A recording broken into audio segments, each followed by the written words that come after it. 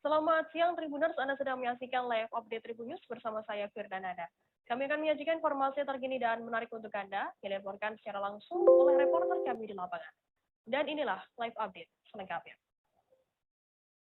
Kita ke berita pertama, Saudara Komisi Pemberantasan Korupsi KPK kembali melakukan penggeledahan di rumah pribadi Bupati Langkat nonaktif terbit rencana Perangin-Angin. Terbit merupakan tersangka kasus suap terkait kegiatan pekerjaan pengadaan barang dan jasa tahun 2020-2022 di Kabupaten Langkat. Informasi lebih lengkapnya akan disampaikan oleh rekan jurnalis kami dari Tribun Medan, ada Satya di sana. Halo Satya.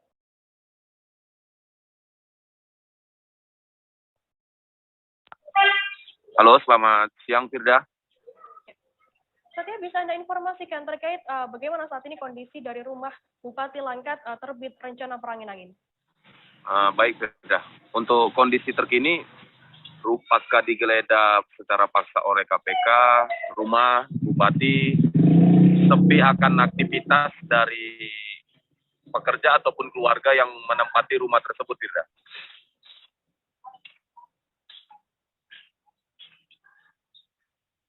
Baik Firda. Bisa dijelaskan lebih detail lagi? Untuk kondisi rumah setelah digeledah oleh KPK, tidak ada aktivitas yang dilakukan baik pekerja ataupun penghuni rumah. Gerbang rumah juga dikunci dengan menggunakan rantai, Firda. Belum diketahui apakah itu dikunci oleh KPK sendiri atau dari pemilik rumah, begitu, Firda.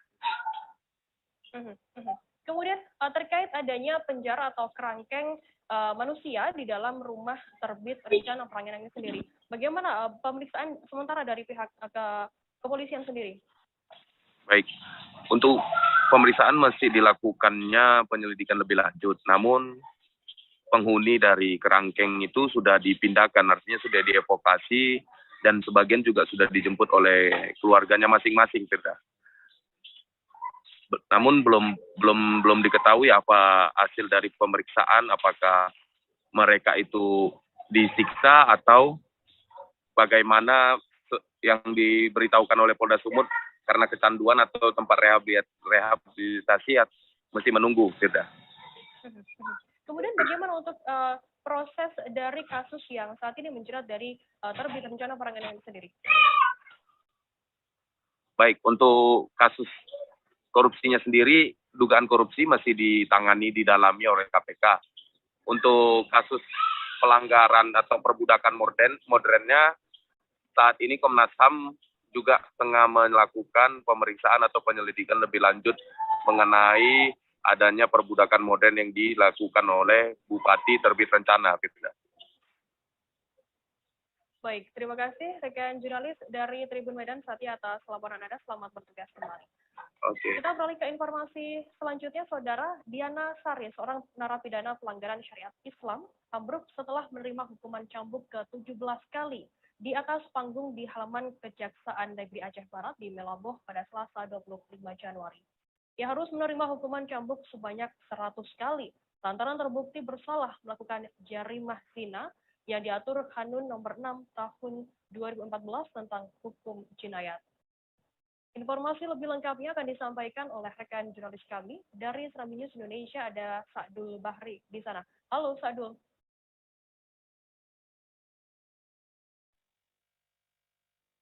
Ya, rekan Firda.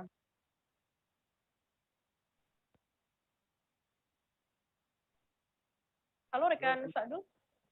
Ya, bagaimana? Baik, terima kasih rekan Firda dapat kami laporkan bahwa salah satu narapidana terkait dalam kasus prostitusi yang terjadi pada tahun 2021 kemarin, pada 25 Januari pihak kejaksaan melakukan eksekusi cambuk terhadap Diana Sari yang berlangsung di halaman kejaksaan kemarin. Dalam aksi eksekusi tersebut, Diana Sari pingsan setelah menerima hujaman cambuk yang ke-17, sehingga pada saat itu terpaksa dihentikan sementara karena yang bersangkutan pingsan setelah terkena cambuk tersebut. Kemudian dilanjutkan oleh para terpidana lain, di mana dalam kasus itu ada 4 orang. Yang pertama adalah Fajar dan Diana Sari, yang mereka yang merupakan salah satu pasangan mesum yang ditangkap di sebuah losmen yang bernama Wisma Permata Bunda di Melabuh.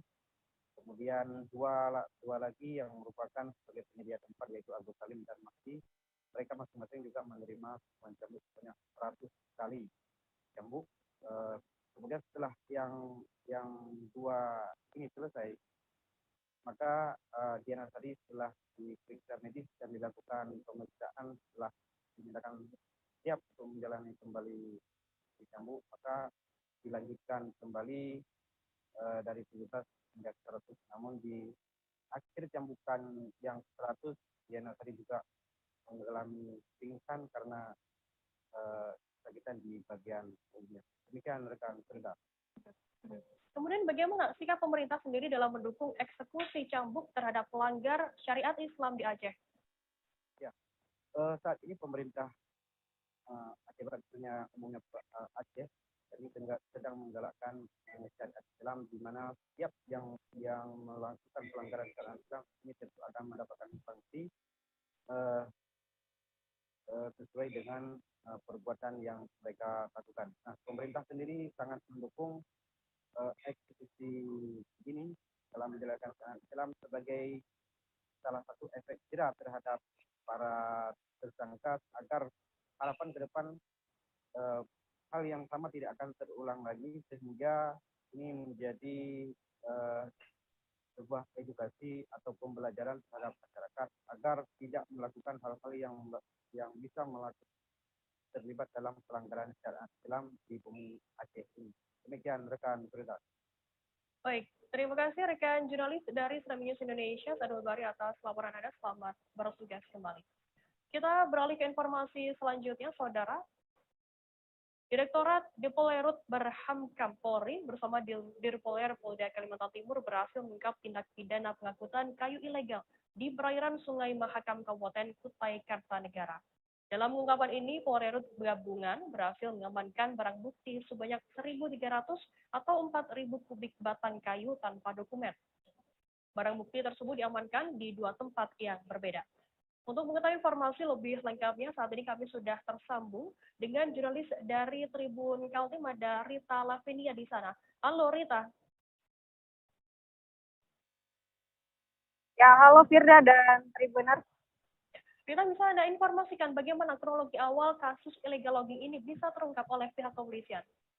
Ya, Firda, Korpolairut Baharkam Polri Brigjen Pol Muhammad Yasi Kostasi menjelaskan, awalnya di Polair Polda Kaltim mendapatkan laporan bahwa di kawasan perairan Sebulu, Dusun Serbaya, Kutai Kartanegara melihat adanya kayu gelondongan yang di bawah dari arah hulu sungai. Nah, akhirnya mereka melakukan penyelidikan dan benar di perairan Sebulu petugas berhasil mengamankan 300 kayu tanpa dokumen resmi ya. Lalu mereka kembali melakukan pendalaman dan ditemukan 1.000 batang kayu tanpa dokumen lainnya sejauh puluhan mil, atau kalau jika ditempuh melalui speedboat harus memakan waktu 2,5 jam di perairan Kota Bangun, Kutai Kartanegara. Firda dan Tribuners. Rita, total ada berapa tersangka yang sudah berhasil diamankan dalam kasus ini? Oke, di lokasi pertama petugas berhasil mengamankan 2 tersangka, yakni R dan S, yang kala itu tengah menjaga kayu-kayu ini di tepi sungai. Namun di lokasi kedua, yakni perairan Kota Bangun, Kutai Kartanegara, para pelaku berhasil kabur karena diduga kemungkinan kebocoran informasi ya di TKP 1. Saat ini di Polairut Mabes Polri tengah melakukan pengejaran dan melakukan pendalaman terhadap dugaan adanya jaringan ilegal logging ini. Baik, berapa untuk kerugian negara yang ditimbulkan akibat adanya pembalakan ilegal ini? Oke, di Korpolairut Baharkam Polri Brigjen Pol Muhammad Yasin Kostas menyebutkan negara mengalami kerugian dana yang tidak disetor kepada negara berupa dana provinsi sumber daya hutan sebesar 4,8 miliar rupiah. Dan modus operandi para tersangka ini merupakan secara klasik ya, kata Sentral melalui air setelah puluhan tahun tidak pernah lagi ditemukan modus lewat jalur sungai ini. Nah, oleh sebab itu, Polairut Mabes Polri akan terus melakukan mobile secara rutin untuk mencari adanya tersangka-tersangka lain, juga adanya kayu-kayu logging yang tidak ada dokumen atau ilegal ini. Dan Baik, terima kasih rekan jurnalis dari Tribun Kaltim Berita Lavini atas laporan Anda. Selamat bertugas kembali. Tribuners, kita akan jeda sejenak, tetaplah di Live Update. Berawal dari bagian barat Indonesia, kami datang sebagai sahabat, membawa beragam kisah dari sudut pandang setiap daerah untuk menjadi mata lokal menjangkau Indonesia. Oke, apa kabar Bang Arif di sini untuk strateginya? Kalau saya sendiri di Jumip 37 ini yang semalam baru mulai, apa yang saya dirasakan udah Cover Hitam? Sebenarnya aku nggak ngerasain penangkapan atau penggerebegan atau apapun itu. Karena gini loh, posisinya aku kriteria. Jadi kita mengenal disebut dengan stroke yang tidak berdarah dengan stroke yang berdarah. Stroke yang tidak berdarah itu biasanya ditandai dengan adanya penyumbatan. Kalau itu terjadi di sini mungkin pikirnya tidak ke situ kali ya, tapi kalau di Korea atau di Kamboja itu ada beberapa paper yang saya itu mas, ya dulunya tukang koran. Oh gitu ya? Tukang koran. Ya, saya baca itu Pak. Tuh kan, pernah baca kan? Ya. Jadi kalau saya jadi pangdam itu udah bersyukur banget. Si anak ini dijadikan sebagai tersangka begitu. Ya, kalau ini kita bicara yang di luar kasus Sebongombo ya. Dikenal dengan nama hujan shower, di mana terdapat batas jelas antara daerah hujan dan tidak hujan yang biasanya terjadi pada fase awal mature stage atau tahap Berbahaya dewasa. itu Kang. Jadi mulai artinya terjadinya perlembekan. Nah itu untuk penetrasi akan sulit begitu ya. Dok, saya ini menurut saya memang tidak mudah, bukan urusan tanah diambil. Kalau misalnya Amerika Serikat sekarang, Rasulullah mengatakan dalam sebuah hadis bahwa berpuasa di 6 hari Syawal itu Berawal dari bagian barat Indonesia, kami datang sebagai sahabat, membawa beragam kisah dari sudut pandang setiap daerah untuk menjadi mata lokal menjangkau Indonesia. Oke, apa kabar Bang Arif di sini untuk strateginya? Kalau saya sendiri di Jumip 37 ini yang semalam baru mulai, Apa yang saya dirasakan udah Cover Hitam? Sebenarnya aku nggak ngerasain penangkapan atau penggerebegan atau apapun itu. Karena gini loh, posisinya aku kriteria. Jadi kita mengenal disebut dengan stroke yang tidak berdarah dengan stroke yang berdarah. Stroke yang tidak berdarah itu biasanya ditandai dengan adanya penyumbatan. kalau itu terjadi di sini mungkin pikirnya tidak ke situ kali ya, tapi kalau di Korea atau di Kamboja itu ada beberapa paper yang saya itu mas, ya dulunya tukang koran. Oh gitu ya? Tukang koran. Ya, saya baca itu Pak. Tuh kan, pernah baca kan? Ya. Jadi kalau saya jadi pangdam itu udah bersyukur banget. Si anak ini dijadikan sebagai tersangka begitu. Ya, kalau ini kita bicara yang di luar kasus Sebongombo ya. Dikenal dengan nama hujan shower, di mana terdapat batas jelas antara daerah hujan dan tidak hujan yang biasanya terjadi pada fase awal mature stage atau tahap Berbahaya dewasa. itu Kang. Jadi mulai artinya terjadinya perlembekan. Nah itu untuk penetrasi akan sulit begitu ya. dok, saya ini menurut saya memang tidak mudah, bukan urusan tanah diambil. Kalau misalnya Amerika Serikat sekarang, Rasulullah mengatakan dalam sebuah hadis bahwa berpuasa di 6 hari Syawal itu Berawal dari bagian barat Indonesia, kami datang sebagai sahabat, membawa beragam kisah dari sudut pandang setiap daerah untuk menjadi Mata lokal menjangkau Indonesia.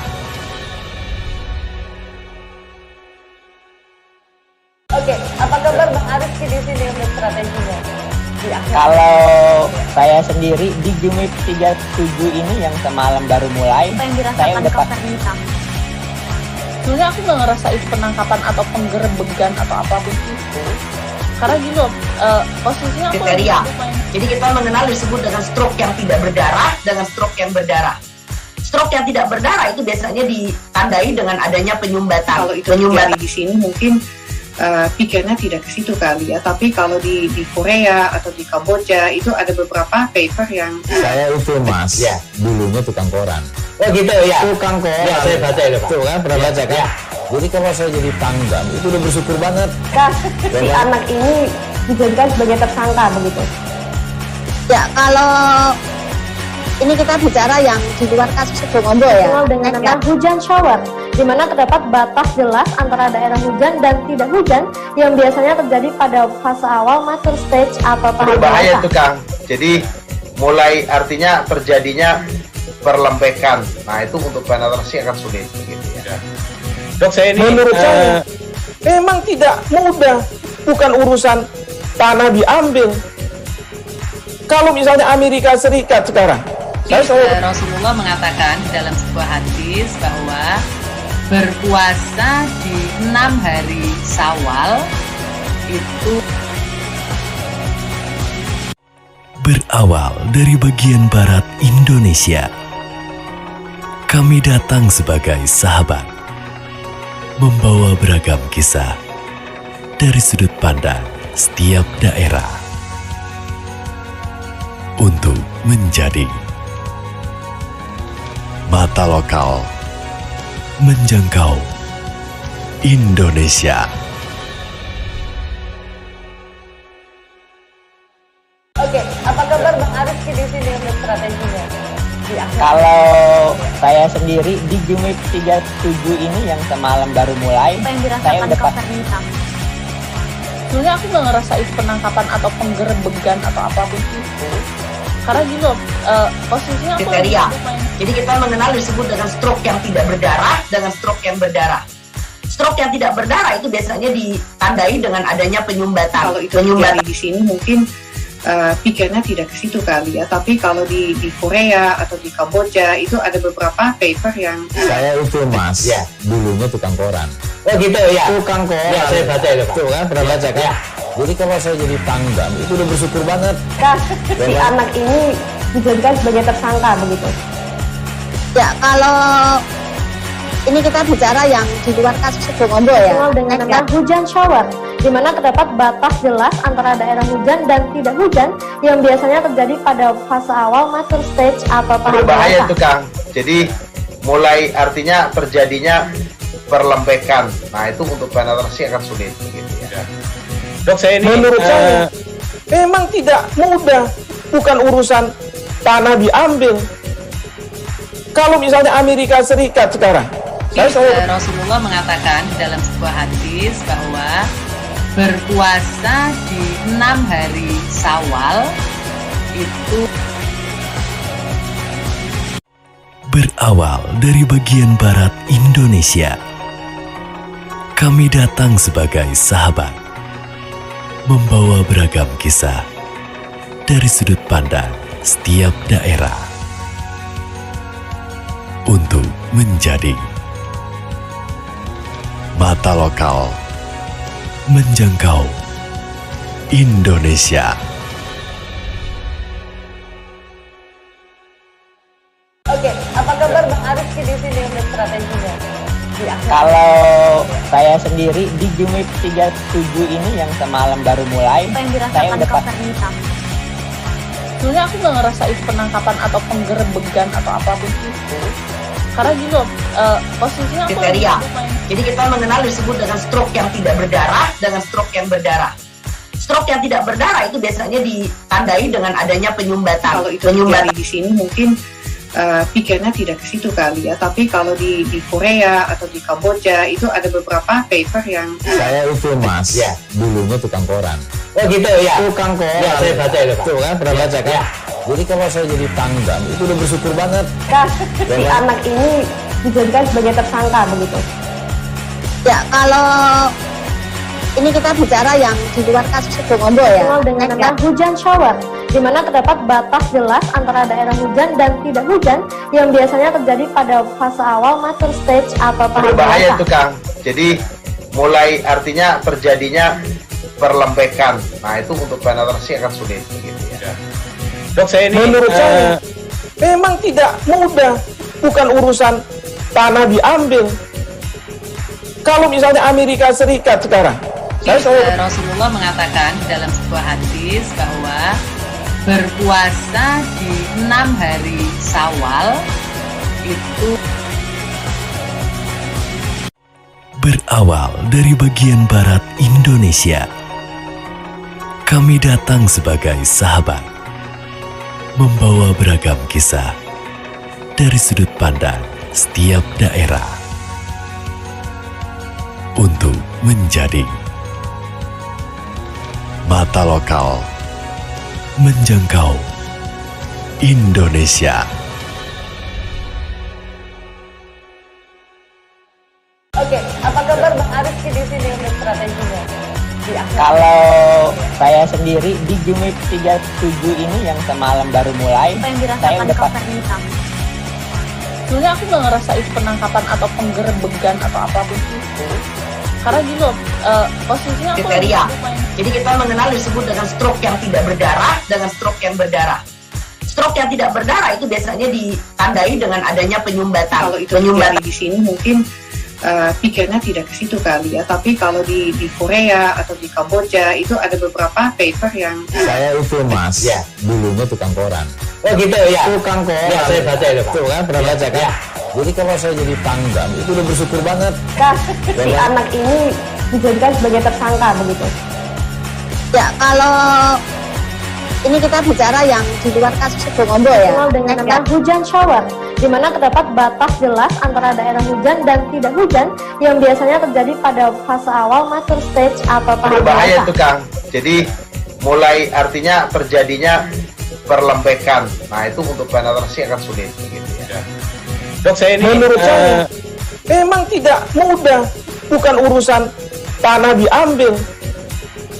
Kalau misalnya Amerika Serikat sekarang, Rasulullah mengatakan dalam sebuah hadis bahwa berpuasa di 6 hari Syawal itu berawal dari bagian barat Indonesia.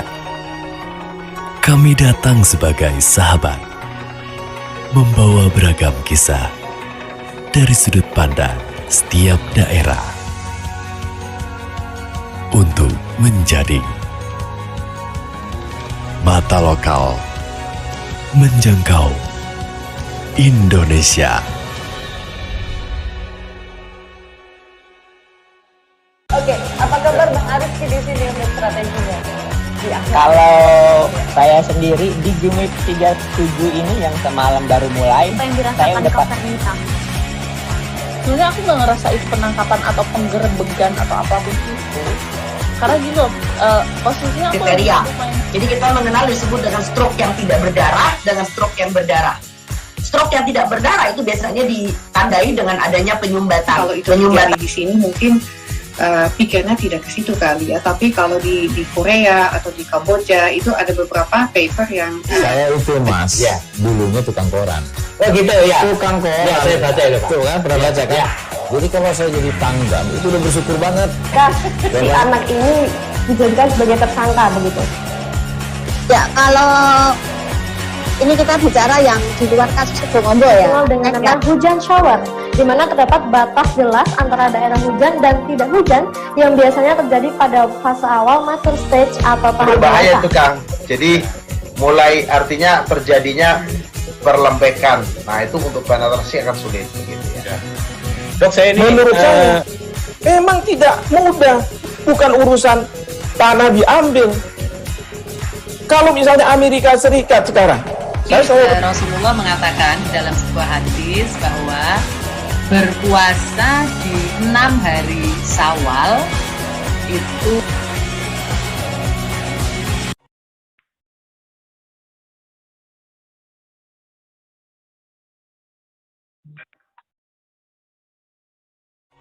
Berawal dari bagian barat Indonesia, kami datang sebagai sahabat, membawa beragam kisah dari sudut pandang setiap daerah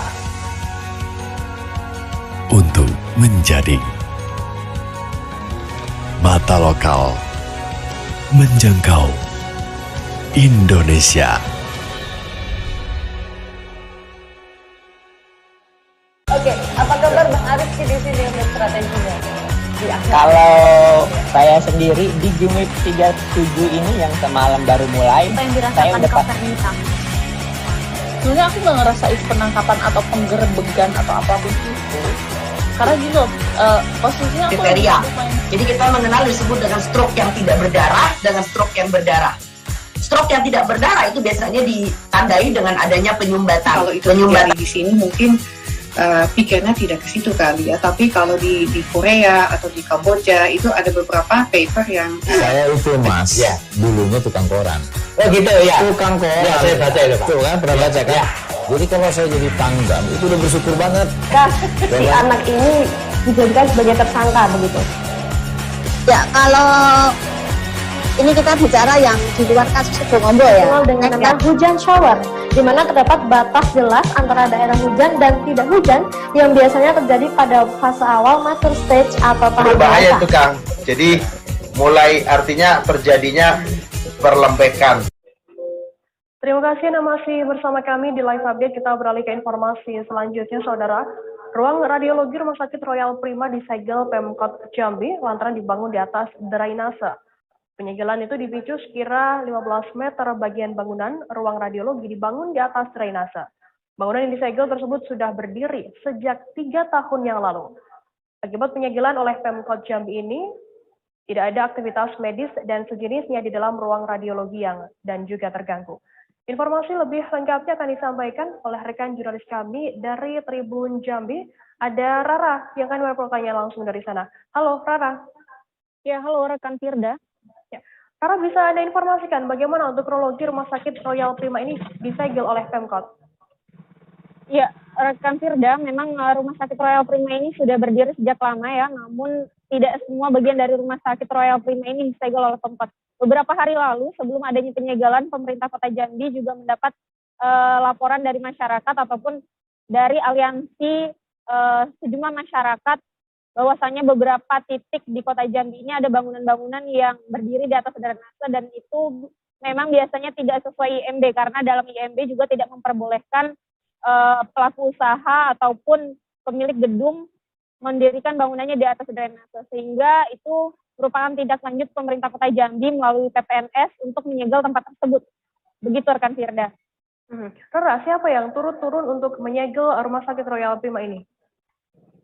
Untuk yang turun menyegel Rumah Sakit Royal Prima ini yaitu pihak Satpol PP, Satuan Polisi Pamung Praja Kota Jambi, yang mana dalam hal ini juga terlibat menjadi bagian dari PPNS Kota Jambi begitu. Dan Kasatpol PP Kota Jambi Mustari dalam hal ini juga turut melaksanakan penyegelan pada Rumah Sakit Royal Prima tersebut. Begitu, Firda. Rara, mungkin bisa Anda sedikit deskripsikan begitu ya posisi lokasi yang disegel oleh pihak Pemkot Jambi sendiri. Oke, baik. Kalau untuk Rumah Sakit Royal Prima itu cukup besar ya rekan Firda, namun bagian yang disegel oleh pemerintah Kota Jambi melalui PPNS, yaitu Penyidik Pegawai Negeri Sipil Kota Jambi, itu hanya sebagian kecil saja. Itu adalah ruangan radiologi yang letaknya berada di sisi kiri belakang Rumah Sakit Royal Prima. Di situ ada sekitar 15 meter yang mana itu hanya ruang radiologi saja dan 2 lantai di atasnya begitu. Dan posisinya memang tepat di atas drainase yang mengalir di lokasi tersebut begitu, rekan Firda. Karena nantinya apa? Apakah juga ada sanksi yang dijatuhkan ke Rumah Sakit Royal Prima sendiri lantaran adanya pelanggaran yang dibuat begitu? Ya, benar sekali. Rumah Sakit Royal Prima mendapatkan sanksi, yaitu mereka harus membayar denda sebanyak 50 juta rupiah lantaran mereka melanggar izin IMB. Dan hal itu juga berdampak adanya keterlambatan untuk dibukanya kembali ruang radiologi tersebut. Namun demikian, ruang radiologi itu memang belum difungsikan dan sebelum adanya teguran untuk nantinya mau disegel oleh pemerintah Kota Jambi melalui PPNS, itu memang belum ada aktivitas sama sekali di dalam ruangan radiologi tersebut, rekan Firda. Baik, terima kasih rekan jurnalis dari Tribun Jambi Rara atas laporan Anda. Tribuners, karena tadi juga sudah menghimpun keterangan dari pihak terkait dan berikut liputannya untuk Anda. Yang di atas drainase. Kalau yang di sebelah kanan ini, sebelah sana itu sudah memiliki izin. Sudah memiliki izin, makanya aktivitasnya masih tetap diperbolehkan. Jadi tolong nanti pada saat memberitakan itu bukan seluruh rumah sakit Royal Prima, garis bawah, tapi adalah bangunan, salah satu bangunan rumah sakit Royal Prima yang berada di atas drainase yang tidak memiliki izin dari kabupaten. Presiden Republik Indonesia Joko Widodo melakukan kunjungan kerja ke Provinsi Kepulauan Riau, khususnya Kabupaten Bintan dan Kota Tanjung Pinang. Presiden Joko Widodo tiba di Bandara RHF Tanjung Pinang pada Senin 24 Januari, dan orang nomor 1 di Indonesia itu kemudian mengunjungi sejumlah lokasi seperti memantau vaksinasi hingga pasar. Informasi lebih lengkapnya akan disampaikan oleh rekan jurnalis kami dari Tribun Batam, ada Alfandi Simamora di sana. Halo, Fandi. Halo, rekan Firda.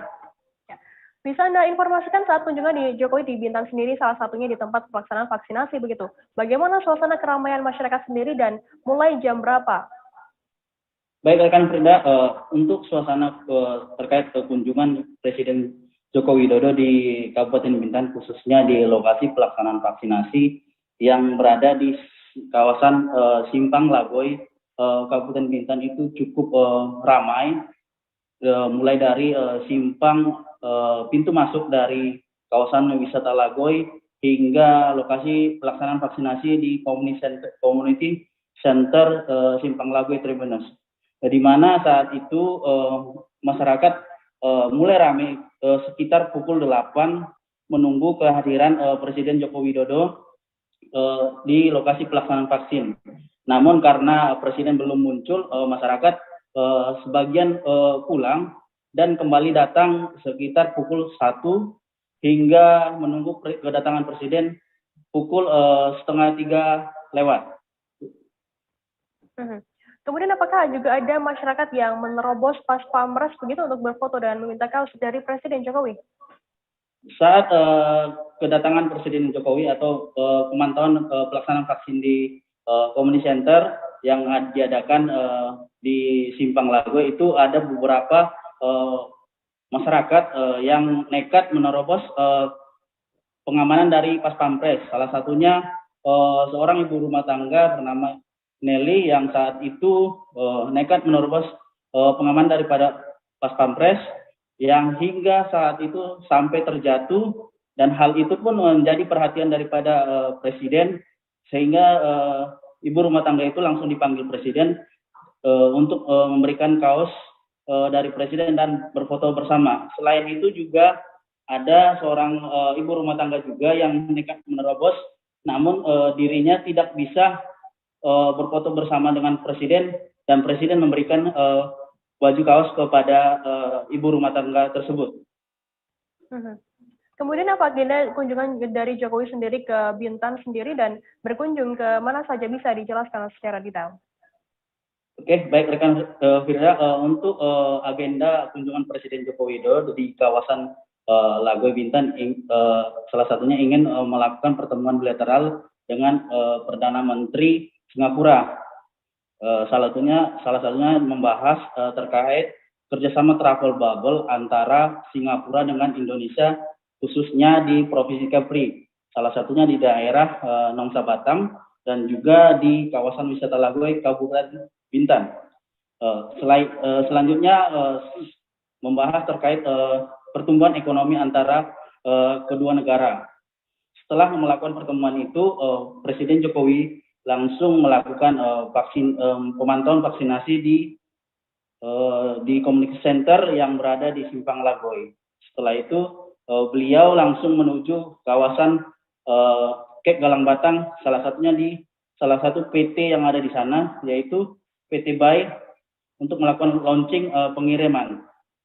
Setelah itu Presiden Joko Widodo kembali ingin bertemu kepada masyarakat di daerah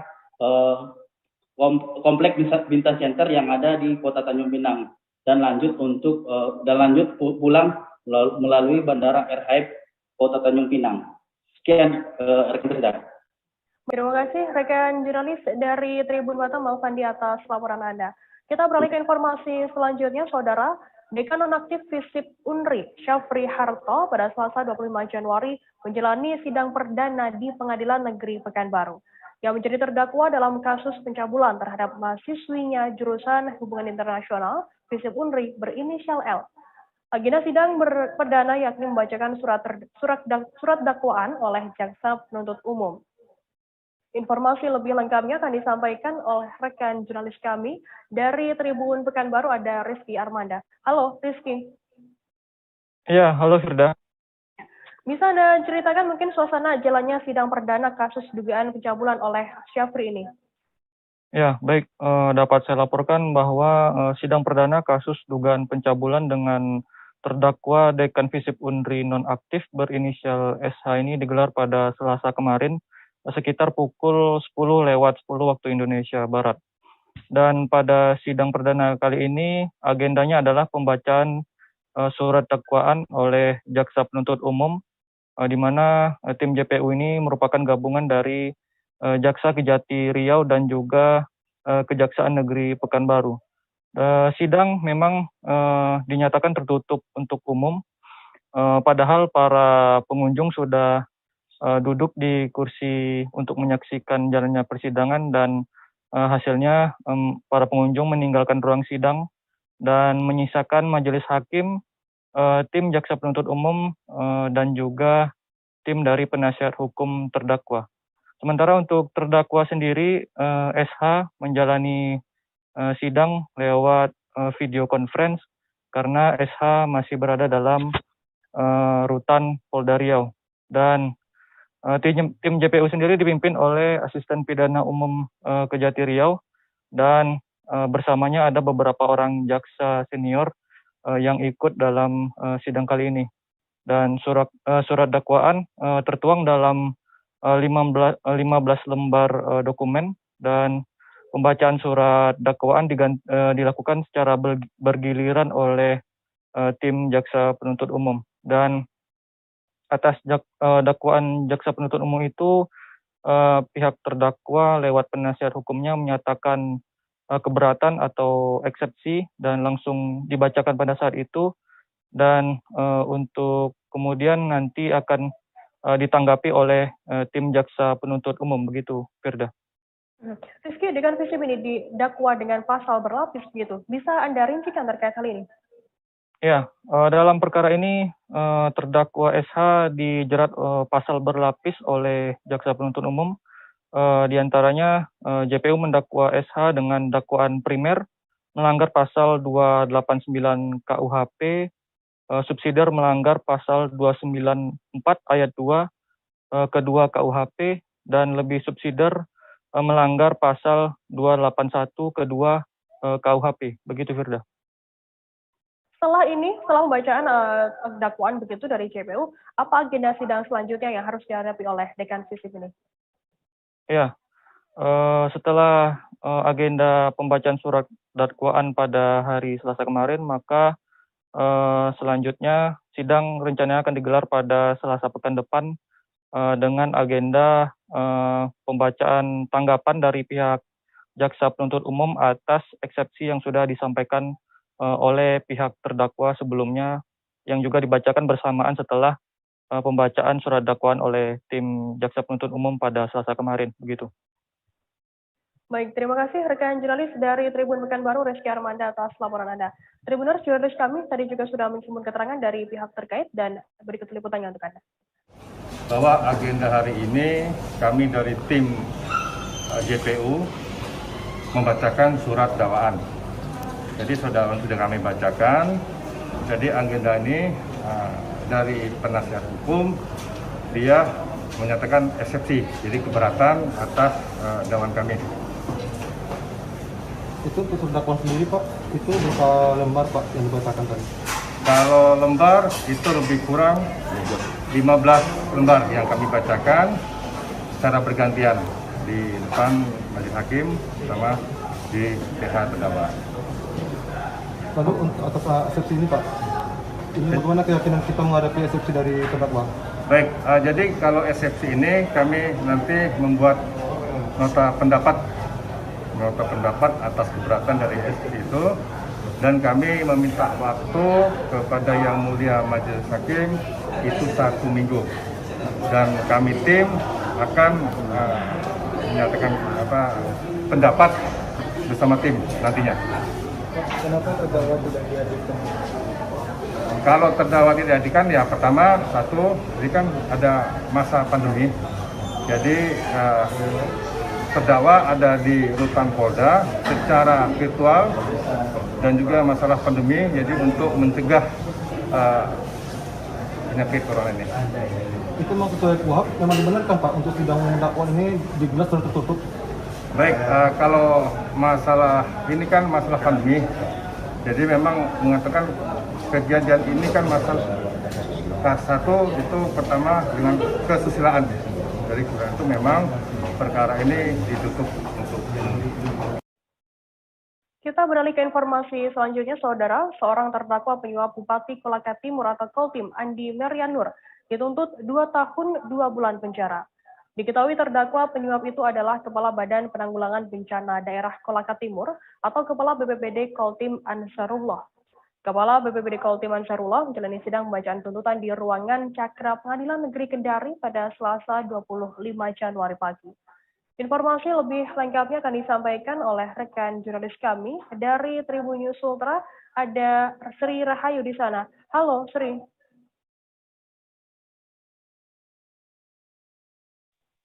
Halo rekan Firda. Ya. Sri, bisa Anda informasikan bagaimana suasana saat sidang pembacaan dakwaan kepada terdakwa ini? Ya baik, pada saat pelaksanaan sidang perdana kasus korupsi yang dilakukan ex-Bupati Kolaka Timur Andi Merianur itu berlangsung dengan tenang, kemudian juga dikawal ketat oleh pihak Brimob dan juga tampak Andi Merianur yang hadir saat itu bersama pengacaranya, kuasa hukumnya, kemudian juga ditemani dengan tim simpatisan dari Andi Merianur sendiri. Kemudian bagaimana informasi terkini perkembangan kasus korupsi yang menjerat AMN?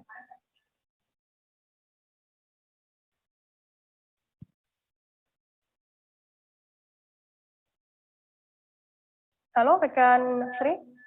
Ya Firda, baik. Ya. Sri, bisa Anda informasikan terkait saat ini bagaimana perkembangan dari kasus korupsi yang menjerat Bupati Kolaka Timur ini?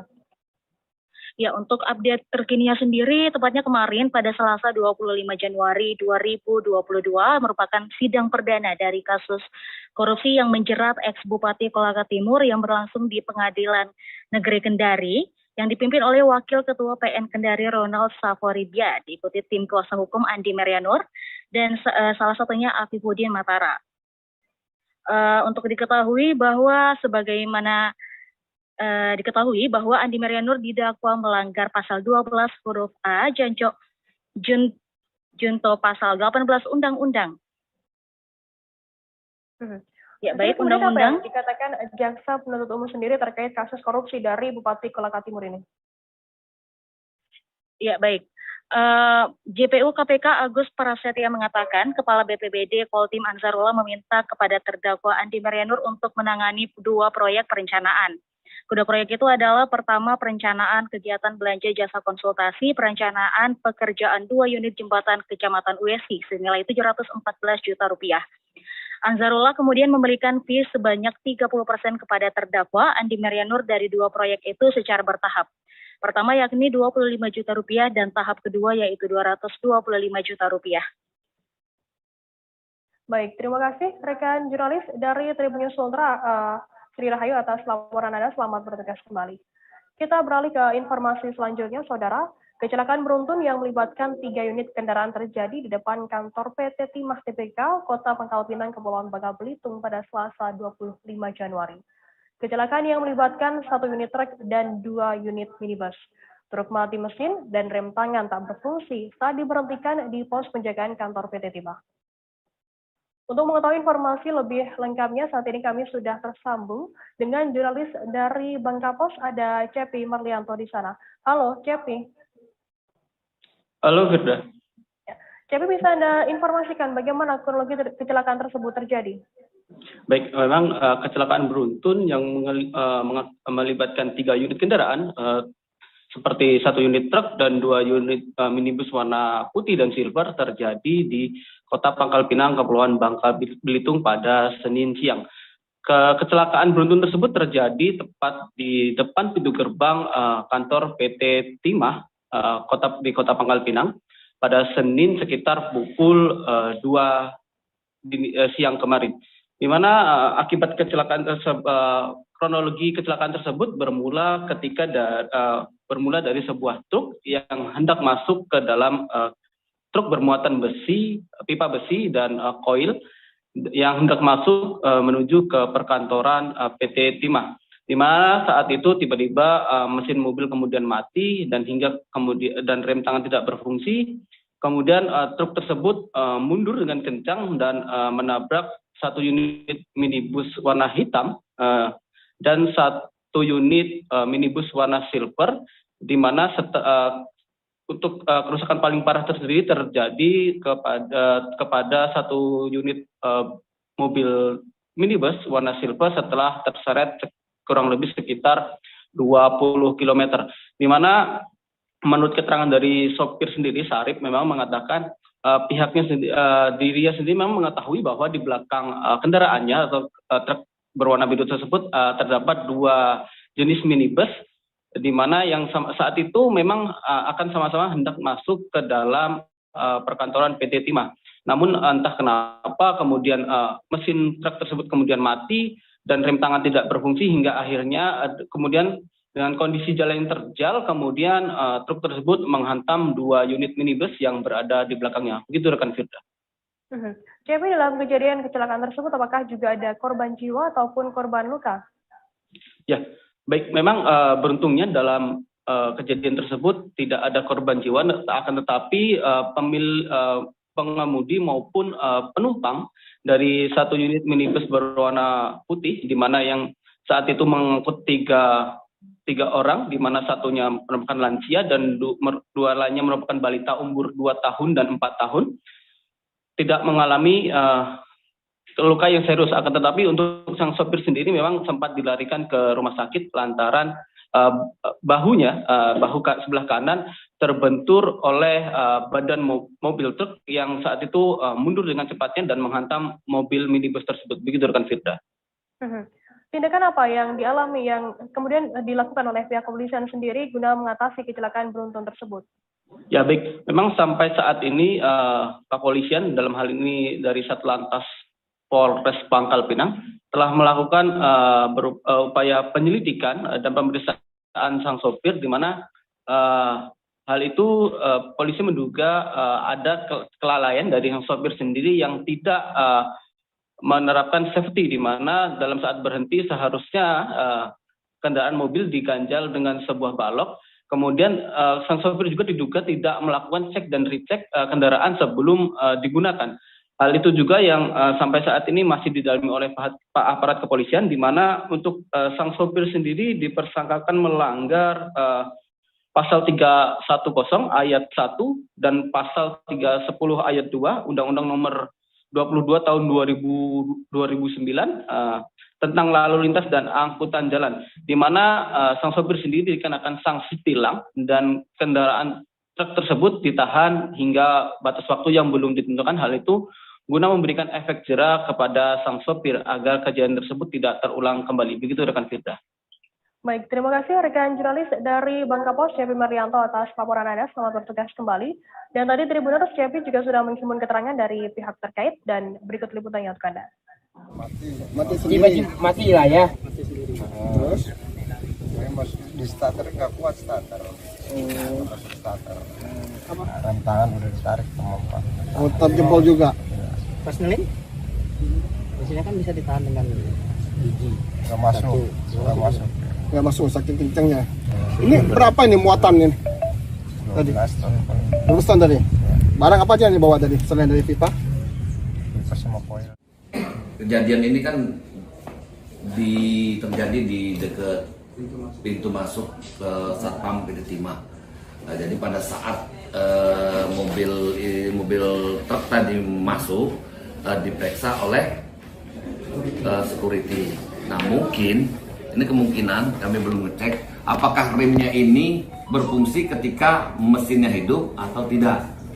Ya, jadi ternyata ketika mesinnya mati, rem tangannya justru malah blong.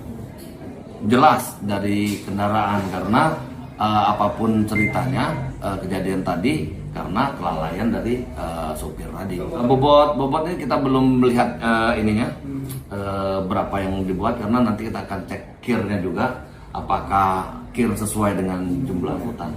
Saksinya jelas saya akan tahan mobil itu sampai benar-benar ada efek jerah terkait dengan keselamatan kendaraan. Apabila ketiga kendaraan ini memang tidak ada kesepakatan damai, tentunya kami akan tingkatkan menjadi untuk diproses lebih lanjut ke Tribunan, selesai jeda kami akan kembali dengan informasi menarik lainnya, tetaplah di Live Update.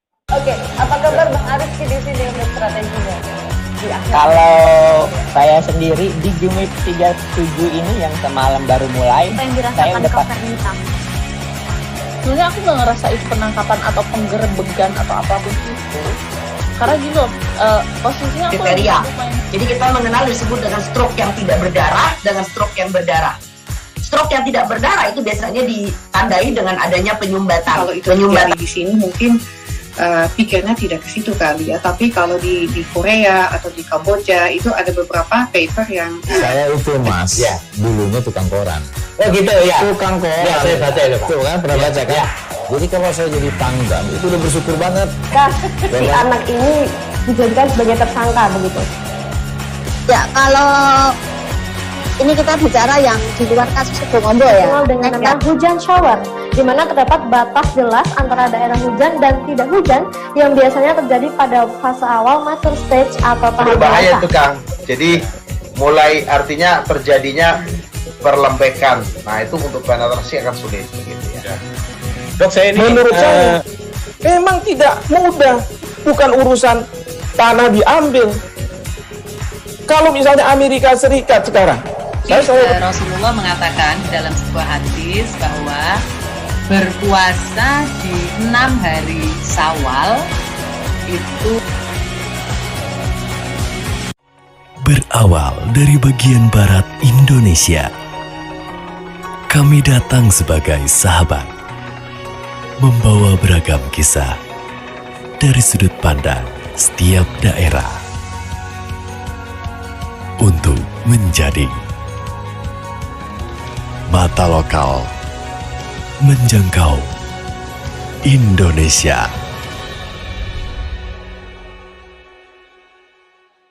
Oke, apa kabar Bang Arief di sini untuk strateginya? Kalau saya sendiri di Jumip 37 ini yang semalam baru mulai, Apa yang saya dirasakan udah Kak Fernita? sebenarnya aku nggak ngerasain penangkapan atau penggerebegan atau apapun itu. Karena gini loh, posisinya aku kriteria. Jadi kita mengenal disebut dengan stroke yang tidak berdarah dengan stroke yang berdarah. Stroke yang tidak berdarah itu biasanya ditandai dengan adanya penyumbatan. kalau itu terjadi di sini mungkin pikirnya tidak ke situ kali ya, tapi kalau di Korea atau di Kamboja itu ada beberapa paper yang Saya itu Mas, ya, dulunya tukang koran. Oh gitu ya. Tukang koran. Ya, saya baca itu Pak. Tuh kan, pernah baca kan? Ya. Jadi kalau saya jadi pangdam itu udah bersyukur banget. Si anak ini dijadikan sebagai tersangka begitu. Ya, kalau ini kita bicara yang di luar kasus Situbondo ya. Dengan nama hujan shower, di mana terdapat batas jelas antara daerah hujan dan tidak hujan yang biasanya terjadi pada fase awal mature stage atau tahap Berbahaya dewasa. itu Kang. Jadi mulai artinya terjadinya perlembekan. Nah itu untuk penetrasi akan sulit begitu ya. Dok, saya ini menurut saya memang tidak mudah, bukan urusan tanah diambil. Kalau misalnya Amerika Serikat sekarang, Rasulullah mengatakan dalam sebuah hadis bahwa berpuasa di 6 hari Syawal itu Berawal dari bagian barat Indonesia, kami datang sebagai sahabat, membawa beragam kisah dari sudut pandang setiap daerah untuk menjadi mata lokal menjangkau Indonesia. Oke, apa kabar Bang Arif di sini untuk strateginya? Kalau saya sendiri di Jumip 37 ini yang semalam baru mulai, saya udah sebenarnya aku nggak ngerasain penangkapan atau penggerebegan atau apapun itu, karena gitu posisinya aku kriteria. Jadi kita mengenal disebut dengan stroke yang tidak berdarah dengan stroke yang berdarah. Stroke yang tidak berdarah itu biasanya ditandai dengan adanya penyumbatan. Kalau itu terjadi di sini mungkin pikirnya tidak ke situ kali ya, tapi kalau di Korea atau di Kamboja itu ada beberapa paper yang saya itu mas, ya dulunya tukang koran. Oh gitu ya, Tukang koran. ya saya baca itu Pak. Tuh kan pernah baca kan? Ya. Jadi kalau saya jadi Pangdam itu udah bersyukur banget. Si anak ini dijadikan sebagai tersangka begitu. Ya, kalau ini kita bicara yang di luar kasus Situbondo ya, dengan nama hujan shower, di mana terdapat batas jelas antara daerah hujan dan tidak hujan yang biasanya terjadi pada fase awal mature stage atau tahap berbahaya itu Kang. Jadi mulai artinya terjadinya perlembekan. Nah itu untuk penetrasi akan sulit. Gitu ya. Dok, saya ini menurut saya memang tidak mudah, bukan urusan tanah diambil. Kalau misalnya Amerika Serikat sekarang, Rasulullah mengatakan dalam sebuah hadis bahwa berpuasa di 6 hari Syawal itu berawal dari bagian barat Indonesia. Kami datang sebagai sahabat, membawa beragam kisah dari sudut pandang setiap daerah untuk menjadi mata lokal menjangkau Indonesia. Oke, apa kabar Bang Arif di sini untuk strateginya? Kalau saya sendiri di Jumip 37 ini yang semalam baru mulai, saya udah sebenarnya aku nggak ngerasain penangkapan atau penggerebegan atau apapun itu, karena gitu posisinya aku kriteria. Jadi kita mengenal disebut dengan stroke yang tidak berdarah dengan stroke yang berdarah. Stroke yang tidak berdarah itu biasanya ditandai dengan adanya penyumbatan. Kalau itu terjadi di sini mungkin pikirnya tidak ke situ kali ya, tapi kalau di Korea atau di Kamboja itu ada beberapa paper yang saya itu mas, ya dulunya tukang koran. Oh gitu ya, Tukang koran. ya saya baca itu Pak. Tuh kan pernah baca kan? Ya. Jadi kalau saya jadi Pangdam itu udah bersyukur banget. Si anak ini dijadikan sebagai tersangka begitu. Ya, kalau ini kita bicara yang di luar kasus Situbondo ya, dengan nama hujan shower, di mana terdapat batas jelas antara daerah hujan dan tidak hujan yang biasanya terjadi pada fase awal mature stage atau tahap dewasa. Terima kasih Anda masih bersama kami di Live Update. Kita beralih ke informasi selanjutnya, Saudara. Puluhan karyawan yang bekerja di PT Weltes Energi Nusantara terkonfirmasi positif COVID-19. Saat ini para buruh itu diisolasi di rumah warga dan ada 2 tempat atau rumah yang digunakan untuk isolasi mandiri. Lokasi pertama ada di rumah milik Gustav Lai di RT 7 Desa Tablolong dan lokasi kedua di perumahan RT 8. Informasi lebih lengkapnya akan disampaikan oleh rekan jurnalis kami dari Pos Kupang, ada Obi di sana. Halo Obi. Halo, selamat siang. Obi, bisa Anda informasikan bagaimana saat ini kondisi terkini puluhan karyawan yang terkonfirmasi positif COVID-19? Baik, ingin saya jelaskan bahwa puluhan karyawan yang bekerja di PT Weltes Energi Nusantara terkonfirmasi positif COVID-19 sejak 2 minggu lalu, dan mereka sedang menjalani isolasi mandiri. Dan isolasi mandiri ini dilakukan di rumah warga di sekitar tempat mereka bekerja. Dan kondisi mereka sampai saat ini semuanya dalam keadaan stabil. Dan sesuai informasi bahwa mereka kebanyakan adalah pasien-pasien terkonfirmasi COVID dengan orang tanpa gejala. Demikian. Oke. Obi, bisa Anda informasikan bagaimana untuk kronologi hingga para karyawan ini bisa terkena COVID-19 secara bersama-sama? Baik, awalnya mereka itu bekerja di perusahaan setempat. Kemudian ada salah satu karyawan yang kehujanan, kemudian mengalami pilek, flu, dan disarankan untuk memeriksakan diri ke layanan kesehatan. Kemudian diperiksa, ternyata reaktif COVID-19.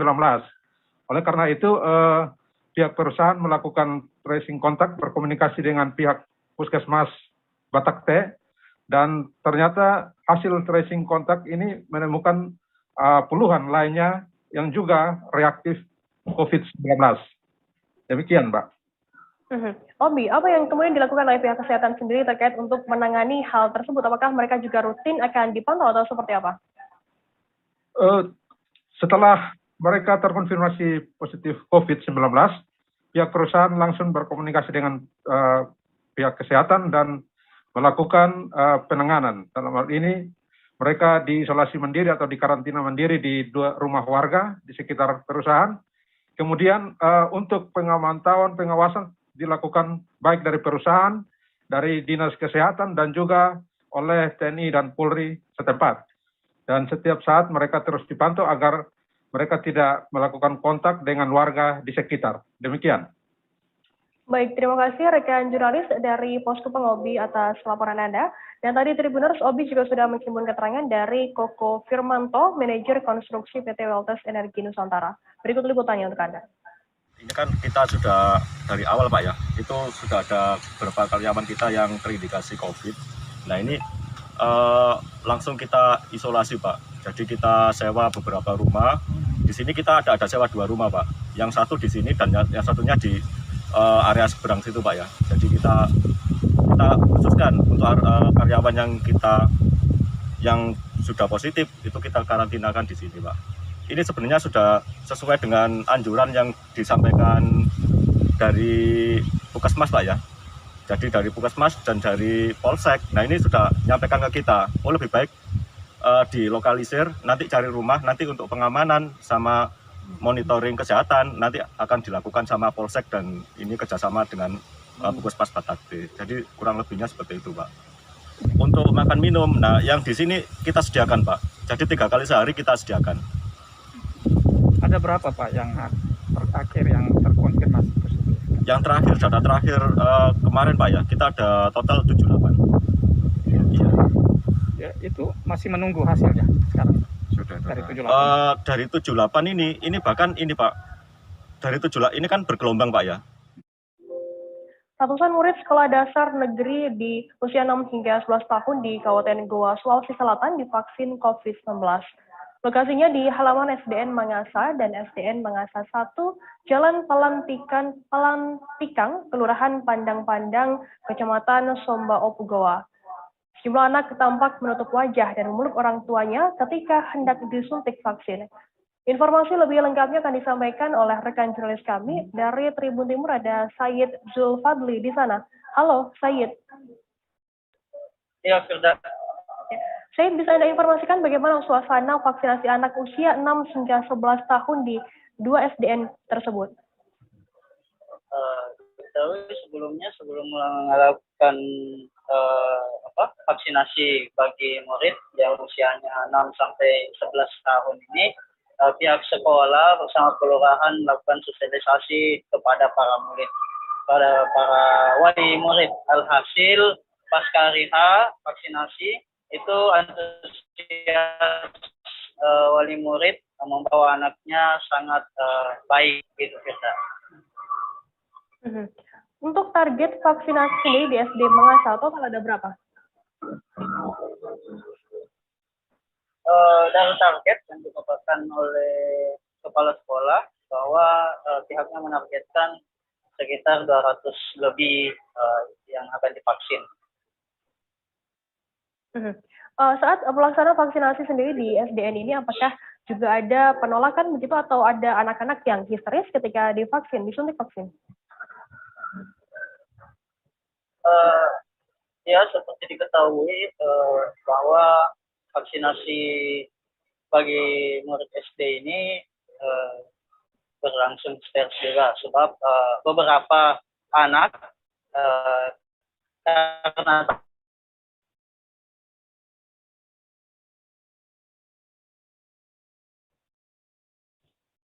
Halo rekan Said.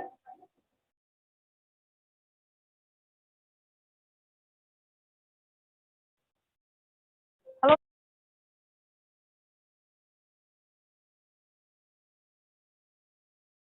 Halo rekan Said. Ya. Halo. Lanjutkan Said. Beberapa anak murid atau murid SD saat hendak disuntik vaksin mereka histeris dan meronta-ronta. Mereka takut akan disuntik vaksin, takut jarum suntik. Menurut kepala sekolah juga hal tersebut merupakan hal wajar, sebab para murid masih di bawah umur begitu.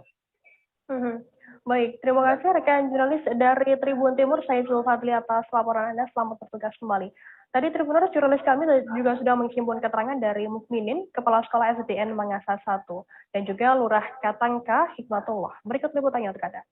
Siswa saya sebenarnya kalau dari SD Negeri Mangasa 1 286 orang.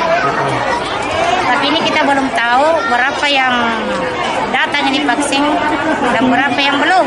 Iya. Tapi Bu, sebelum vaksin Bu, apakah ada sosialisasi Bu ya? Iya.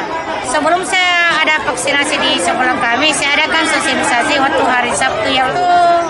Sosialisasi di hari Sabtu yang lalu itu banyak orang tua juga yang datang dan banyak yang bertanya langsung pada di kelurahan. Vaksinasi, alhamdulillah lebih banyak yang hadirin yang vaksinasi daripada waktu sosialisasi. Anak-anak Bu yang sempat ketakutan Bu ya saat divaksin Bu? Ya, yang kelas 1 begitu ya, namanya anak-anak masih umur 6 tahun. Ya, jadi alhamdulillah sesuai dengan arahan dari Bapak Bupati Goa terkait sasaran anak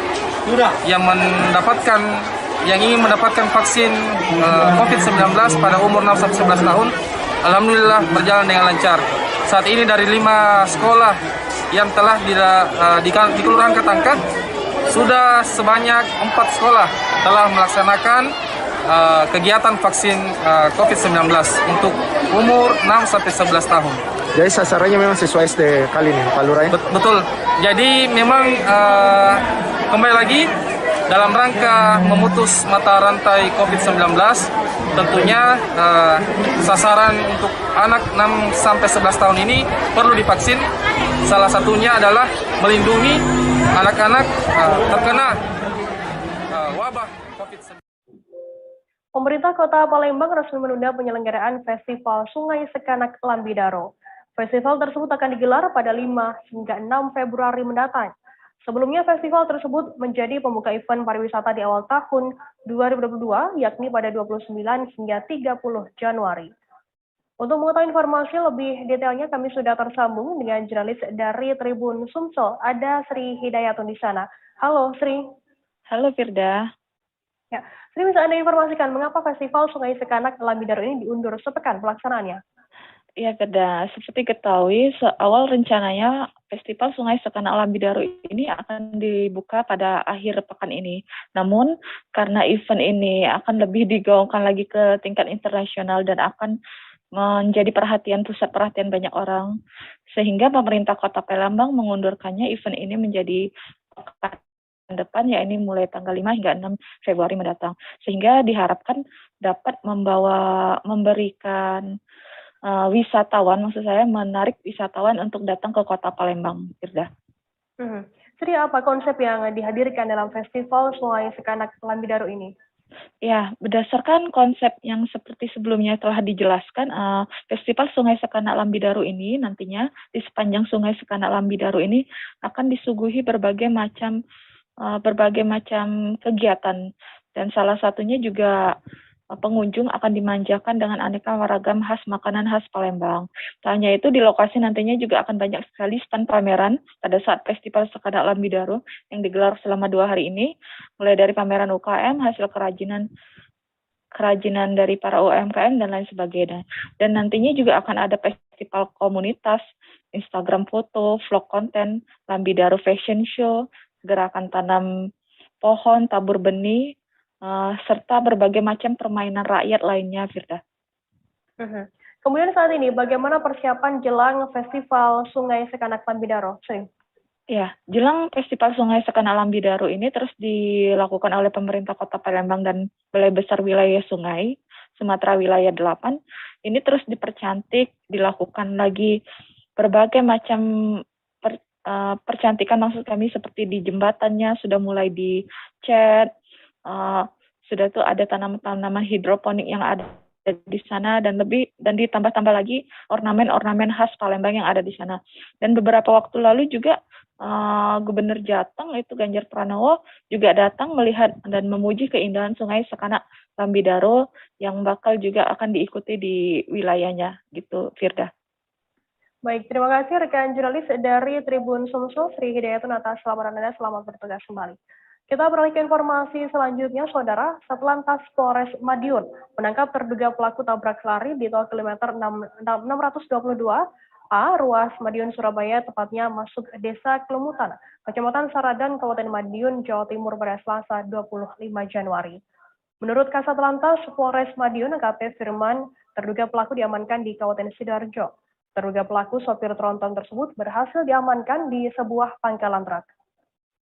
Informasi lebih lengkapnya akan disampaikan oleh rekan jurnalis kami dari Tribun Jatim, ada Sofian Chandra di sana. Halo Chandra. Halo, selamat siang rekan Firda. Halo, selamat Chandra, siang Tribuners. Bisa Anda jelaskan bagaimana untuk kronologi tabrak lari di tol tersebut hingga menyebabkan 2 pengemudi truk tewas? Ya, Firda, dapat dilaporkan kemarin baru saja terjadi tabrak lari di tol, tepatnya di Desa Klemutan, Kecamatan Saradan, Kabupaten Madiun. Kronologinya sendiri saat itu ada sebuah truk yang berwarna kuning ini, Firda, saat itu menepi di jalan tol tersebut karena merasa ban sebelah kanan belakangnya itu ada yang tidak beres. Setelah itu, setelah menepi, keduanya ini yaitu truk dan kernet mengecek ban tersebut. Lalu beberapa menit kemudian ada truk berwarna merah ini, truk tronton yang langsung menyambar keduanya sehingga keduanya ini langsung meninggal dunia di lokasi, Firda. Sementara truk tronton berwarna merah ini langsung melarikan diri ke Sidoarjo, Firda.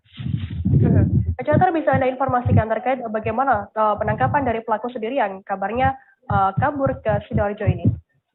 Ya, Firda, memang untuk pelaku sendiri berhasil diamankan Satlantas Polres Madiun ini di bypass Krian Sidoarjo sesaat setelah menabrak dan menyadari bahwa setelah menabrak 2 orang lalu meninggal dunia, pelaku ini langsung melarikan diri ke Sidoarjo melalui exit tol Nganjuk. Nah, setelah turun di exit tol Nganjuk, pelaku langsung menuju bypass Krian Sidoarjo menggunakan jalan arteri. Nah, untuk Satlantas Polres Madiun sendiri mengumpulkan barang bukti melalui CCTV, melacaknya melalui beberapa CCTV, baik di jalan tol maupun di jalan arteri, termasuk di hotel-hotel yang ada di sepanjang jalan arteri Nganjuk sampai Sidoarjo, Firda. Atas petunjuk tersebut, Satlantas Polres Madiun menangkap tersangka bersama barang bukti di salah satu pangkalan truk milik salah satu perusahaan di bypass Krian Sidoarjo. Nah, untuk barang bukti sendiri selain rekaman CCTV, Polres Madiun berhasil mengamankan salah satu spion, tepatnya spion sebelah kiri yang ada di lokasi tempat kejadian perkara. Nah, karena setelah tabrakan spion ini jatuh dan setelah dicocokkan memang benar itu merupakan spion sebelah kiri salah satu tronton yang ada di pangkalan truk di bypass Krian Sidoarjo tersebut, Firda. Apakah pelaku ini dalam pengakuannya ke polisi begitu, apakah memang dia mengantuk atau dalam pengaruh obat-obatan saat menabrak kedua korban?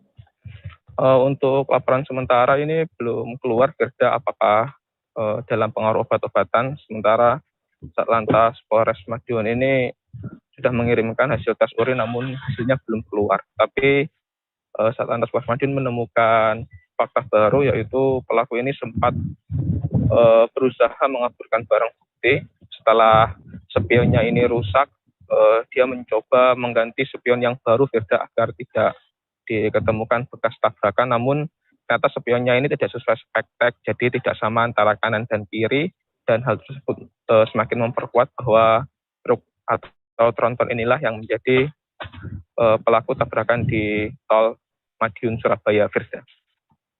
Baik, terima kasih rekan jurnalis dari Tribun Jatim, Sofyan Chandra, atas informasinya. Tribuners, jurnalis kami tadi juga sudah menghimpun keterangan dari Kapolres Madiun, AKBP Anton Prasetyo, terkait hal ini. Berikut liputannya untuk Anda. Proses penangkapannya karena ada barang bukti yang tertinggal di TKP berupa spion depan sebelah kiri yang terjatuh. Dari spion tersebut kita melakukan pengecekan terhadap CCTV sepanjang tol ke arah Surabaya. Kita koordinasi dengan pihak tol karena didapat satu truk yang diduga sebagai pelaku penabrak karena tidak ada spion sebelah kiri. Karena dilakukan pengecekan jalur-jalur yang dilalui, diketahui truk tersebut keluar lewat eksit tol Nganjuk.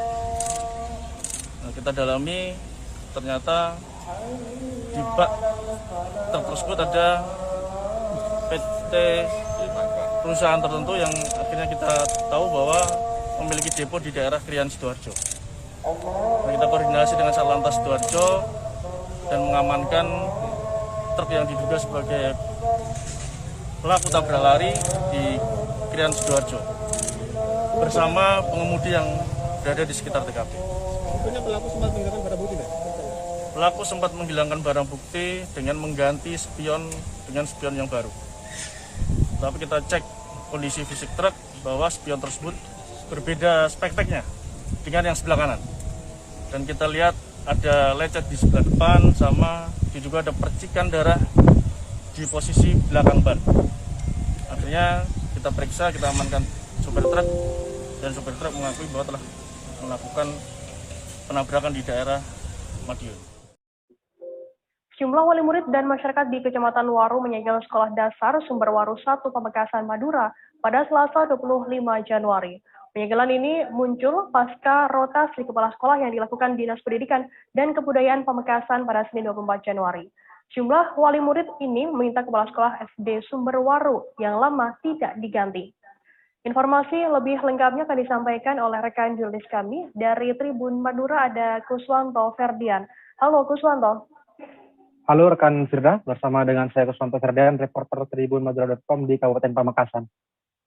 Kuswanto, bisa Anda informasikan apa tuntutan dari wali murid sendiri terhadap pihak sekolah ini? Baik, kemarin, tepatnya pagi hari, sejumlah wali murid dan juga masyarakat setempat melakukan aksi penyegelan dan aksi demonstrasi ke SDN Sumber Waru 1. Mereka menuntut kepada pihak sekolah agar kepala sekolah yang sebelumnya, Bapak Stahib begitu, tidak dipindah dari sekolah tersebut karena mereka menilai kepala sekolah yang lama ini merupakan sekolah yang sangat baik dan sangat proaktif terhadap wali muridnya dan juga siswa-siswanya. Begitu rekan Firda. Kuswanto, bagaimana hasil mediasi antara pihak sekolah sendiri dengan wali murid? Baik, kemarin mediasi berlangsung di luar sekolah saat para wali murid ini menyegel sekolah tersebut menggunakan bambu. Dan mediasi berlangsung antara pihak sekolah dan diwakili oleh dari bagian kurikulum dan juga bagian dari kesiswaan. Mereka bermediasi di luar, nantinya mereka akan melakukan konsultasi dan komunikasi dengan pihak Disdikbud Pamekasan perihal dari permintaan wali murid tersebut. Namun pada hari Senin lalu, kepala sekolah di Pamekasan ini sebanyak sekitar 176 kepala sekolah sudah dilakukan rotasi jabatan dari sekolah yang sebelumnya dipindah ke sekolah yang baru. Namun untuk sampai saat ini keputusan itu masih belum dilakukan oleh pihak SDN Sumber Waru 1 dan masih akan melakukan mediasi dengan pihak Kepala Disdikbud Pamekasan. Begitu rekan Firda. Kuswanto, sebenarnya apa alasan dari wali murid sendiri tidak ingin kepala sekolah di SD tersebut diganti? Jadi kemarin itu sependengaran saya waktu di lokasi saat mereka melakukan aksi demonstrasi dan penyegelan, mereka meminta supaya kepala sekolah yang lama ini tidak diganti dan tidak dipindah begitu. Mereka bukan menolak kepala sekolah yang baru, tapi mereka tetap menginginkan supaya kepala sekolah yang lama ini tetap berada di SDN Sumber Waru 1. Mereka menilai kepala sekolah ini sangat baik dan sangat bagus terhadap sekolah, serta begitu proaktif terhadap siswa-siswanya ketika ada suatu permasalahan. Nah, selain itu, Firda, kemarin kalau misalkan dari pihak sekolah tidak mengindahkan atau tidak menginginkan permintaan daripada wali murid ini, mereka mengancam akan tidak menyekolahkan anaknya di sekolah tersebut dan akan tidak memasukkan anaknya ke sekolah tersebut apabila kepala sekolah yang lama ini tidak tetap di sekolah tersebut. Begitu rekan Firda. Apakah saat ini kasus ini sudah ada titik terang begitu dari kedua belah pihak? Baik, untuk saat ini masih terdilakukan